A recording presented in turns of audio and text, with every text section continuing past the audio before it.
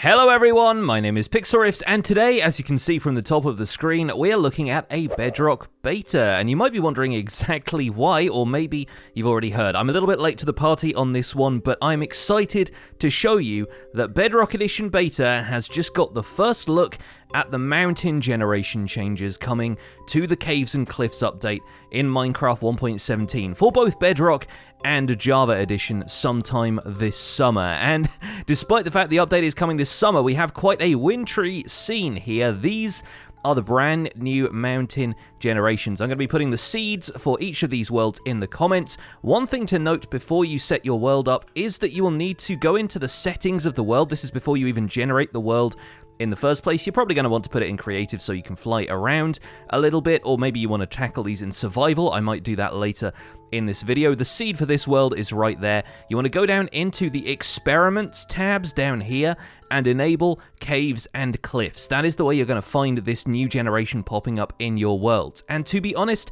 I've had to get a few of these seeds from places online. This one in particular was discovered by a Twitter user called Lucas Enrique, who had been contributing to a thread by Megaspud, one of the Bedrock Edition devs. And honestly, I had a bit of trouble finding these mountains on my own. They really don't generate all that often, and if the FOV looks a little bit weird right now, by the way, it's because I've set it a little bit closer so that you can see a little bit more of a cinematic view of these mountains as we fly around here. But honestly, having shrunk my FOV down, I honestly can't take the entire structure of the mountain in. They are genuinely massive. I mean, you just have to look at the blocks comprising the hills around here to understand that these are phenomenally huge structures. Not only that, but right now, if you ignore the beta text and just look at the coordinates, I'm at Y154, and this is typically higher than the extreme hills biomes we are used to would go. By the way, as you can tell from the landscape in the distance there, the old extreme hills type of mountain generation does not seem to have gone away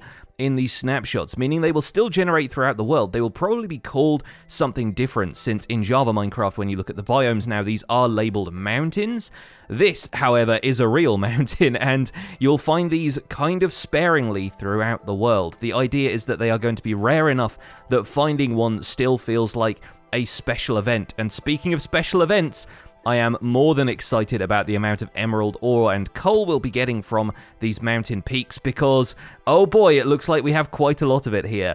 Emerald ore previously only generated in veins of 1, and that's one of the things that made it one of my favorite blocks in the game. I like the rarity of it, the fact that you could only find it in mountain biomes, but honestly, I just really love the block. I love the look of it, I love the color, and I'm very excited to come to mountains and try and get a little bit more abundant emerald ore overall. I'm going to set my FOV back to the default 70 so that we can see a little bit more of this biome, but as you can see, the mountains are wide-ranging and expansive, and they actually come with a bunch of sub-biomes baked into them, which I'm going to explain a little bit thanks to a tweet from one of the Java developers, King B-Dogs. There are actually multiple different layers. As you can see coming up from this forest here, there is a patch of that extreme hills kind of minty colored grass, a couple of sweet berry bushes and other flowers before it even gets into this snowier area, and that is called Mountain Meadows. This is typically layer 1, and what you'll find is that the layers are height dependent, so you'll find mountain meadows around this layer, and then further up as you get higher and higher in the world, you'll find the other biomes generating. Now, it might be possible that you only find a biome that has this mountain meadows biome and does not have the rest of the mountain generation, because for whatever reason the world didn't generate it that high. So not all mountains are going to be created equal. The second layer, if you happen to have one of those, is called Mountain Grove, and that's where you'll find these spruce trees in a kind of snowy taiga landscape. In Bedrock Edition here, there are a bunch of different snow layer heights that have been generated, and as you can see, snow settled on all the trees and snow blocks dotting the landscape throughout, which is unlike snow taiga generation, which doesn't typically generate full snow blocks when the world generates. Beyond that, you have snowy slopes, which are these rocky mountainsides kind of covered by snowdrifts that are, going to cascade down the mountainside like this. A few exposed patches of ore peeking out where there is a sheer rock face. And then beyond that, we have a combination of lofty peaks and snow-capped peaks. Now, I'm not certain which is which. King B-Dogs did not specify that in the tweet, but layer 4 of the snow-capped peaks or lofty peaks is actually supposed to be dependent on the temperature in the area. So if you're surrounded by warm biomes, I presume you are much more likely to get lofty peaks than snow-capped peaks, which you might get if you're in a snow biome already, or a tundra, a snow taiga, anything that would have generated around the base of the mountain. And we have a desert right over there, so as you can see, we are not super close to the cold biome regions, but I think a cold biome may have just generated in this area itself, because I presume, judging on context, that this right here is the lofty peaks, those kind of larger spires of stone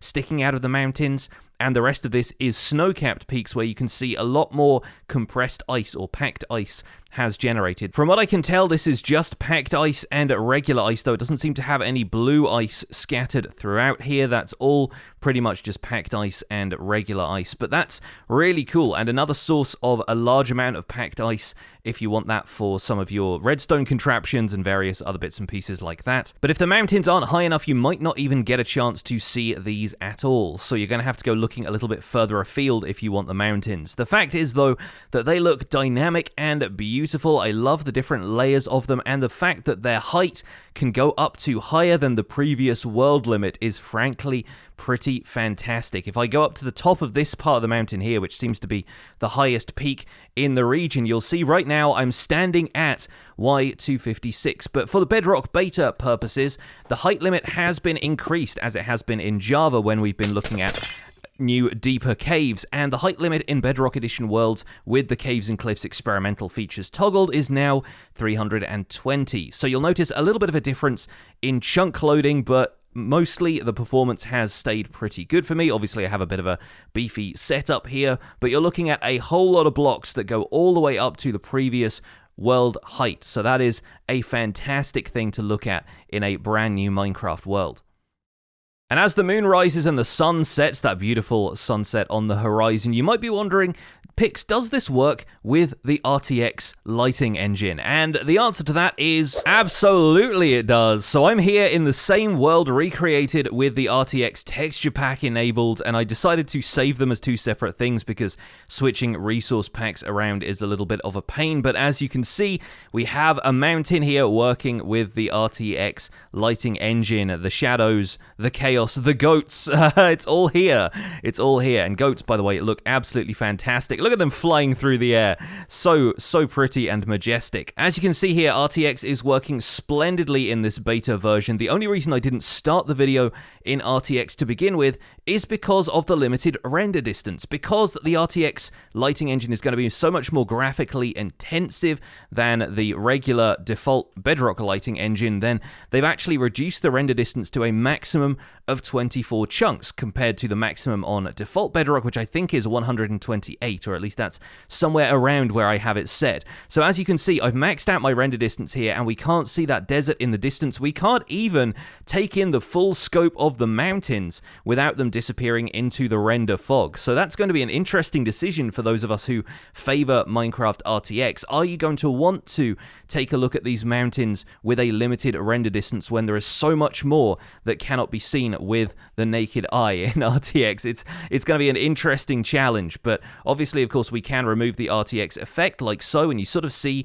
layers of that. I think that's the sub-chunks rendering in there, and up here at the top of the world, the rest of the render distance kind of rendering it around me, you can see quite how big these mountains are. But I think the way the lighting engine works in RTX, it actually removes some other lighting elements from the environment. So I much prefer going back into RTX, re-rendering the scene, and having the whole thing with a little bit less render distance. If anything, it looks even more majestic that some of the peaks of the mountain disappear into the render fog, and you have to climb to the highest heights of the mountain to be able to see down all around you. It's also worth noting that while you are in the midst of all of these mountains, you are going to need to watch your step, because these are, of course, where the infamous powder snow blocks come into play. The snowier snow that we heard about when mountain generation was introduced. And as that frosty vignette creeps into my vision here, and oh, it looks kind of interesting with the sunset there in the background, you'll notice that, yeah, this area here,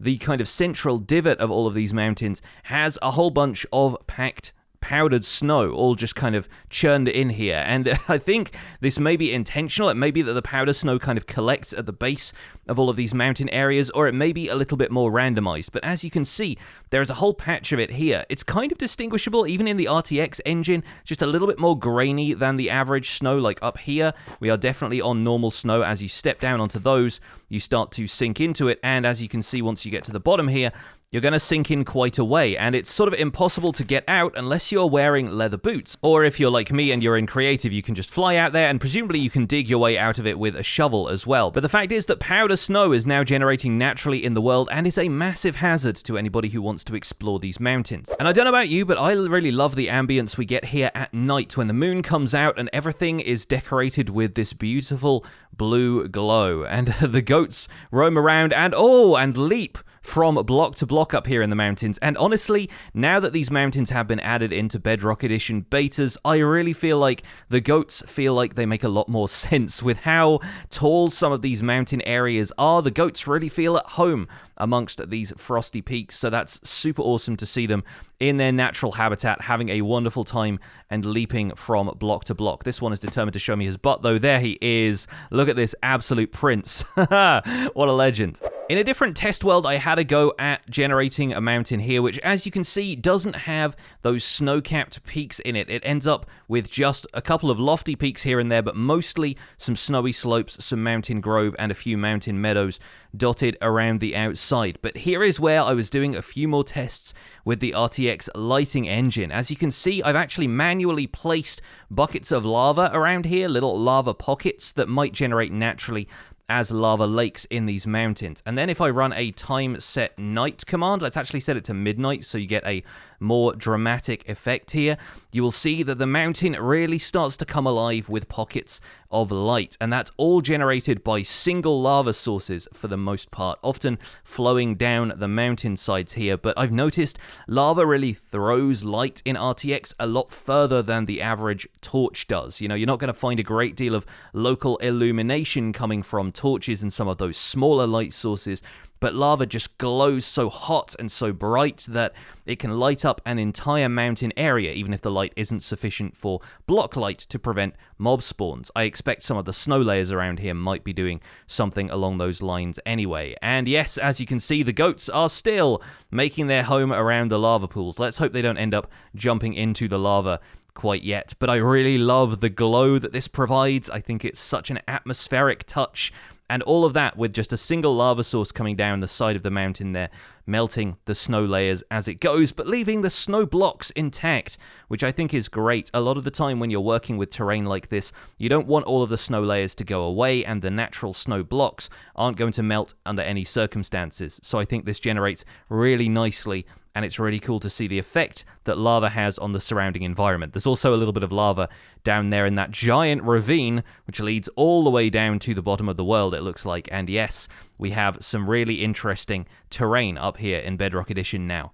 Back in a slightly different world and the default rendering engine very briefly, because I wanted to show you this. I'm fairly certain this right here is another mountain generation. The generation here seems to fit the description. It's got a mountain meadows sort of biome right here with some of those flowers, some berry bushes dotted here and there, and then it gets into a mountain grove. But as you can see, and this is why I'm using the regular rendering engine for this, it doesn't reach any higher than the mountain grove biome, despite the fact that the peak of the mountain is still at roughly Y150, which is about the height you'll find any extreme hill style mountains generating in the current Minecraft generation. You don't see anything higher than this, and so all of these mountains are not guaranteed to have every feature you are likely to have in a mountain biome, and some of them will blend pretty well into the landscape, almost looking like elevated snowy tigers and extreme hills biomes with just a little bit more of a natural curvature to the generation. I think they've done a really good job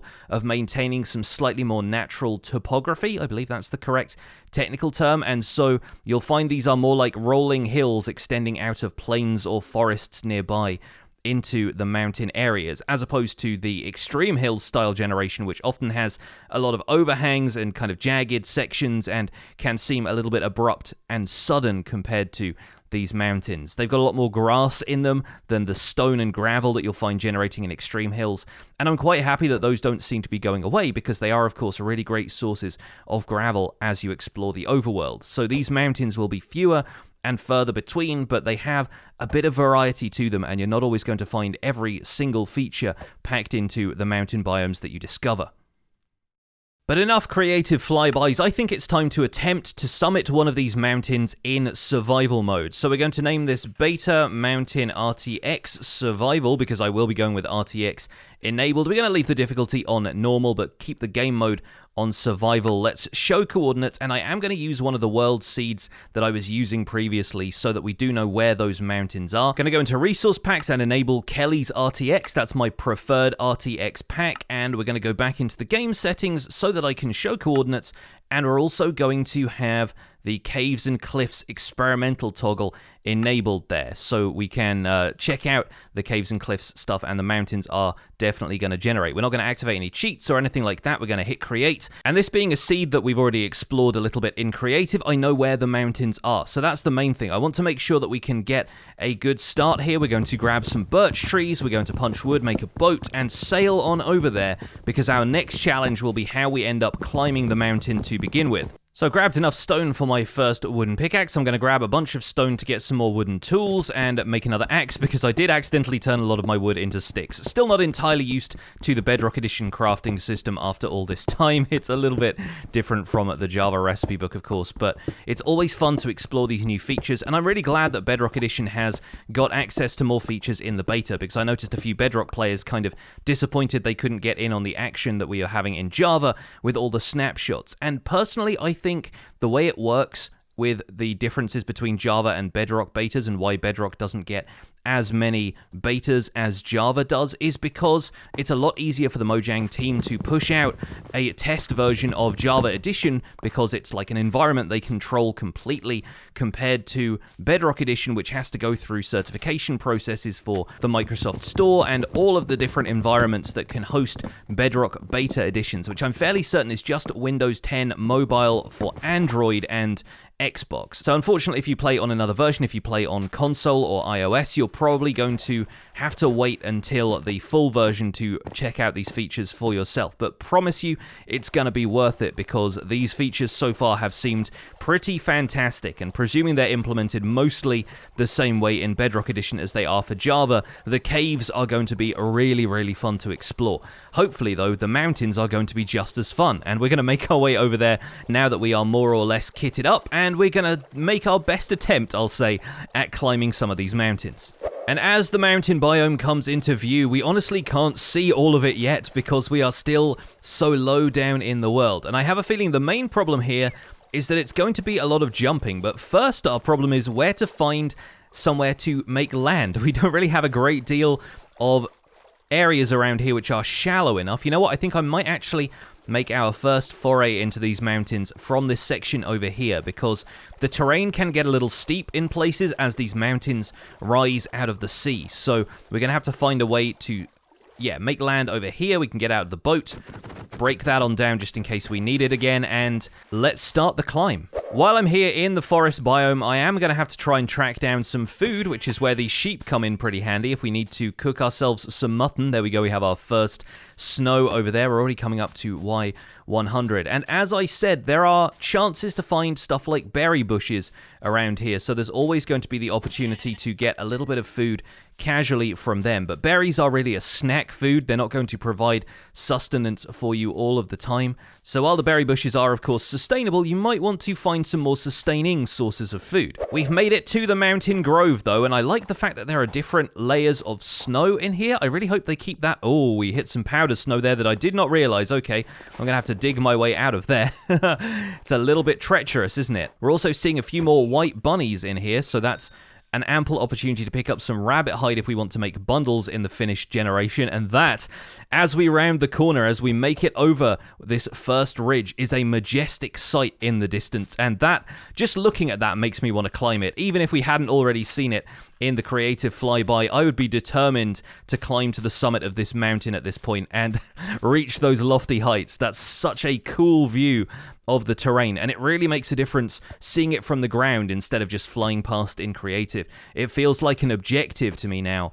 instead of just a fancy piece of terrain. But I feel like down here seems like a good point to make a quick base camp. Looking at the sun, it looks like it is setting over there, and I don't have the materials for a bed yet, so that could get a little treacherous. And the new terrain generation has also implemented different heights for ores, so I don't know for certain if I'll be finding any iron in the surrounding mountains. Most likely not. I think iron is still generating well below sea level, and chances are that if we dug down a little bit first, we would be able to get enough iron to make ourselves a shield. But I think if we are quick about this, we can potentially summit the mountain before the end of the day. So let's see if we can find a nice shallow slope to make our way up and see if we can get to the top of the mountain before the mobs start to come out. Now, I've made it onto the snowy slopes, and this is where we're getting some coal and stuff as well, so I might actually grab the coal as I see it to make a few more torches. It's going to be nice to have. And coal right now still keeping its old texture, despite the fact that the emerald ore